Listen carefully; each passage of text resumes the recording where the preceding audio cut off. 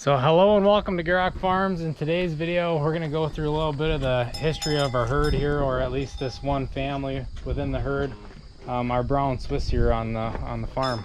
So about 25 years ago, we ended up getting a calf from my wife's sister, but she didn't really have any way to take care of it, and it was already pregnant already. It was as a heifer, so we bought that from her. So then we were always getting some offspring from that, but they never seemed to last very long, and I think they were so big. You go over to Switzerland, they're a lot more down to earth. They fit the stalls better. But so as the years went on, I was always trying to use bulls that would give me something. I'm not quite so big and tall and all legs, and finally we got this little grandma here. I believe she's 10 years old. She's had 8 lactations, a set of twins in there. And there's she has another daughter milking besides that one. That's Jersey Cross. We actually put Jersey in her just to mix things up a little bit more, but I just love her. The udders under these 2 cows are probably some of my nicest udders out of all my cows. So I'm actually awful excited. And she was bred to Swiss again, so she ended up with a bull calf. And then this here is all Swiss again, and a heifer calf. And actually in here, now this here is a twin. Now her daughter's out to pasture yet with the rest of the herd. These just happen to be home now. So her daughter, the old grandma's daughter, her second lactation had a set of twins, which is kind of interesting. So I came into the barn here and we didn't even have her in a maternity pen. I think this was born in like March of last year. So there was a dead calf laying in front of her, and I thought, what the heck happened here? She wasn't even hardly bagged up yet. And then I went to get the pen ready where I was going to put her, and I came back, and she got up, and there was a live one laying behind her. So that explained it. She had twins, and that's typical. One may not make it. But the other one was a bull calf. And she already cleaned her placenta. She dropped her placenta in this barn. So when I moved her with this calf, the live calf, this was the heifer. And then she cleaned again, which means she had 2 different placentas, and I'm not sure, because usually when it's a bull and a heifer, the heifer's no good. Yeah, so we're hoping that she's gonna get. So I just put her with the bull yesterday along with some other Holsteins, because I haven't seen her riding. I mean, she'll just make a steer or go for a feeder calf later on if she doesn't end up getting pregnant. I'm not too concerned, but yet. Yeah, so to dumb it down for those of you that don't know, so when you have a set of twins, when it comes to cattle, if they're 2 heifers, so 2 girls, they'll most likely be able to provide offspring again and get bred, and all that will be fine. But if there's a boy and a girl, so a heifer and a bull calf, that heifer might be no good. Well, what happens is the bull calf becomes dominant, and then the heifer doesn't have the reproductive parts. And you'd have to talk to your veterinarians. There's people that know these things a little bit more science to it. But the crazy thing is we sell all our bull calves anyway, and for some reason, even the Swiss bull calves, no matter how nice and big they are, they don't bring what they should. So we keep them anyway, and maybe we get either raise them up for a feeder, and then usually then they bring pretty good. I think it's just getting them started. They take a little longer to grow up. Yeah, so we're excited to see what happens there, if she's able to get bred or not. But like my dad was saying, with a set of twins out of her, those are both heifer calves, so they both were good. And you did last winter have to sell one of the twins because something with the foot. We gave her plenty of time to get over that, but having so many extra cattle, that wouldn't have been right keeping that. Yeah, that winter I think we had 3 or 4 Swiss in the barn. That was kind of cool. But the best part is usually them Swiss, they never turned out that good for me. I could never get them to be the old grandma cows that you want to get. And this family now, I think we're kind of on the right page. Yeah, you found what you wanted. You got them. Well, we're getting what we want, because what it says in the book, in those books, what the guy's selling you, it says this is going to make, doesn't always. Doesn't work out that way. No, there's so many factors in it. But I think it takes time sometimes to get your genetics to go that direction. So if you notice you're getting really tall cows, they're having trouble fitting in the stalls, those big, tall cows, if anything not so right, they crash really fast. Usually smaller cows, if they have a little get under the weather with something, they usually bounce back a lot better. They're more likely to get bred easier and everything. Yeah. So what was the date between these two calves? What was it? It's not very much. I think that calf's going on almost 2 weeks now. This one here is, I think, 5 days, 4 days. I think it's 4 days old. So I mean, I think it's now when you look at them, we got one's a heifer, one's a bull calf, and they both got the same father. You can see that because I don't have a lot of Swiss, so usually I'll only have a cane of 5, just to be sure. Even if I only have 2 or 3 Swiss cows in the barn, I'll get a cane of 5, and in case we get a repeat or something, we still got some Swiss to stick in them. But I just love this Jersey cross, and this animal's got quite an attitude. She ain't scared of nothing, but she can really be a stinker with things. But she's doing what she's supposed to, as far as our profits are concerned. We have nothing to complain about there. Yeah. So if you know anything about animal breeds, what Dad ended up doing was just crossing one of the more stubborn animals with one of the more clever breeds. So now you got a clever, stubborn cow. But she, well, that's the thing, and it's kind of fun sometimes to I would put a lot of shorthorn in, like some of these cows that are maybe tall and thinner, or maybe they do really milk good, but maybe I can't get them bred. But I try to mix things, and we get some really vigorous cattle that way, and you get some interesting looking stuff. You never know how it's going to turn out. A lot of times they'll say the first generation's always the best, and then the next one doesn't quite come true again. So, but we do have a lot of stuff, so it's just kind of fun to see what you get.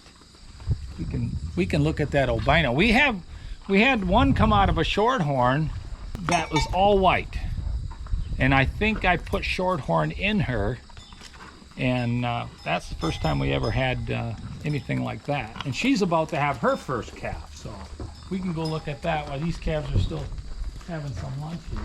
See, now with her too, usually I'll try to get them with the bull so they'll calve maybe 25, 26 months of age. The Swiss do not grow up as fast. It seems like they'll have their first calf at 26, 27 months, and they don't really mature until the next lactation. A Holstein, they'll come to their full size a lot sooner. So this guy kind of held back a little bit, just looking at her compared to the other heifer she was born with. But now I don't want to wait too long, because they're more fertile when they're younger. The older they get, the less fertile they become, if you're going to get them bred. So.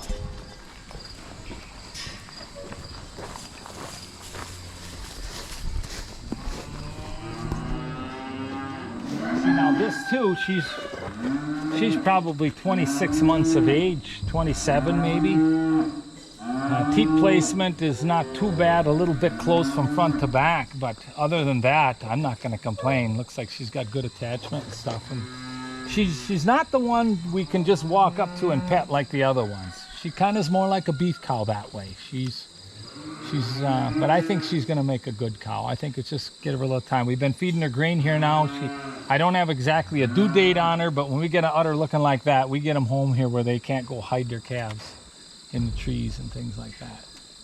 So, and then we got another heifer calf or bull calf from a second calf cow here with her. So this area, that's where we allow them to have their calves in the warmer months, so we can watch them and they can get the grass. Yeah, they got easy access to water, and we can supplement feed here too, so they just get a little extra attention before they calve. What we're doing, like they're used to being in the pasture, and in the dairy barn, we're feeding them corn silage, ground cob corn, and then maybe a little bit of dry hay as the year goes on. And so when we bring them home, they're looking a little closer. They might be a week away from calving it. So then she gets some dry grain, maybe 1 pail of corn silage a day, just to get her adapted to the feed, get her more used to us. So when we finally got to milk her, she's, it's not all brand new. So we're in our young stock barn. We call it the calf barn. So this is the calf. This in January when you guys, when we were gone, had a little trouble getting it to drink at first. It was so used to drinking out of its mother before I left. I think it took about 3 days for this thing to finally take off. But. So this actually came from the first set of twins that the old grandma cow had. And that would have been her second calf, I believe, second or third. And then this one here came from the other sister. And this is a steer, which we did keep because we didn't have any baby calves at all at that time. Again, like I was saying, they don't usually bring much as baby calves. We did sell one of them as a steer here in the spring. Remember, she was probably 900 pounds. And I got more for her than I got for my spring and heifers. Yeah.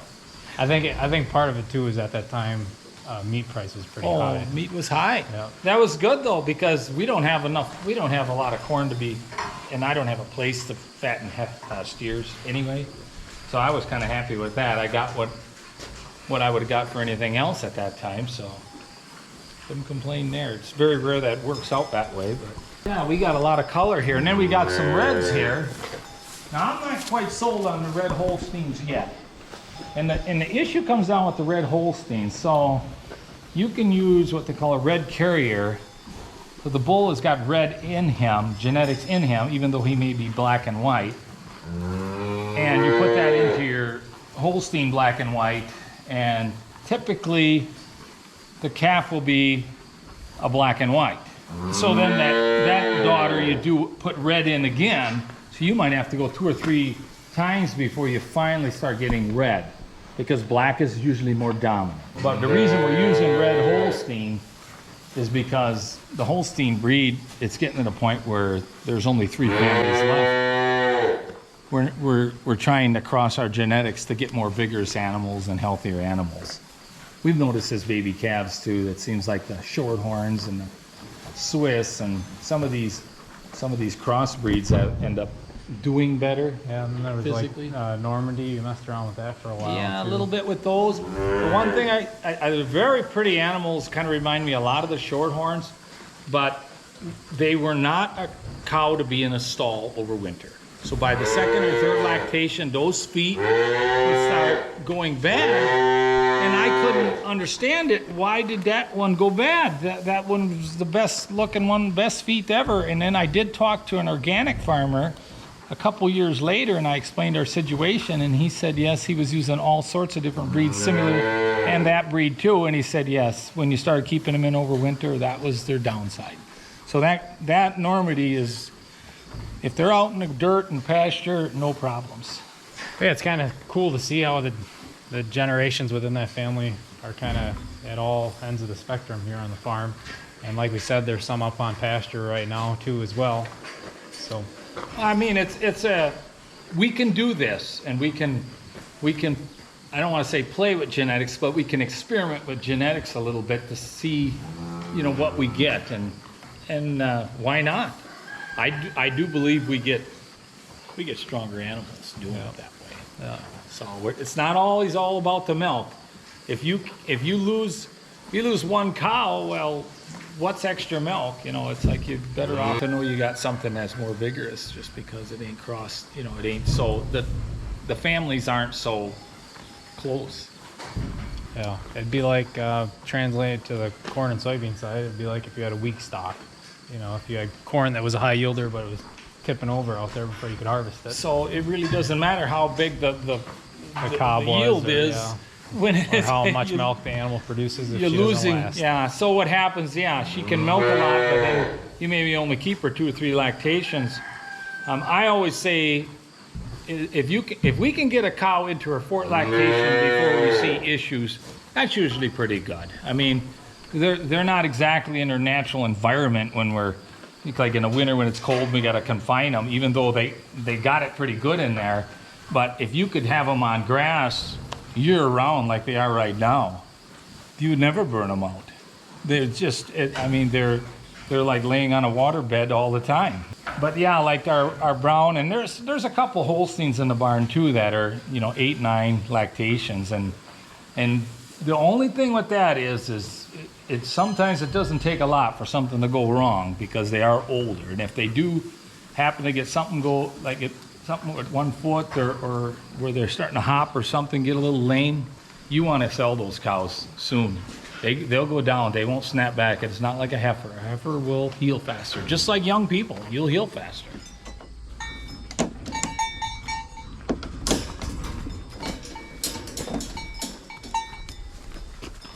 other one was just like her. Exact same color. Just a new one.